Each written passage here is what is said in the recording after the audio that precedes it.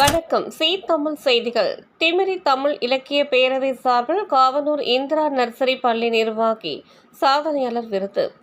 ராணிப்பேட்டை மாவட்டம் திமிரி அடுத்த காவனூர் இந்திரா நர்சரி மற்றும் தொடக்க பள்ளியில் கடந்த 40 ஆண்டுகளாக தாய் தந்தை இல்லாத குழந்தைகளை எந்தவித கட்டணமும் இல்லாமல் கர்ம வீரர் காமராஜர் இலவச கல்வி திட்டத்தின் மூலமாக இலவசமாக அனைத்து கல்வி உபகரணங்களும் கொடுத்து படிக்க வைத்து வரும் பள்ளி நிர்வாகி ஆர். சேட்டுவின் கல்வி சேவை மற்றும் மருத்துவ சேவையையும் பாராட்டி திமிரி தமிழ் இலக்கிய பேரவையின் 34வது ஆண்டு விழாவில் சென்னை சிவலோக திருமடம் திருவாசக சித்த தவத்திரு வாத ஊரடிகள் சாதனையாளர் விருதினை வழங்கி பாராட்டினார்.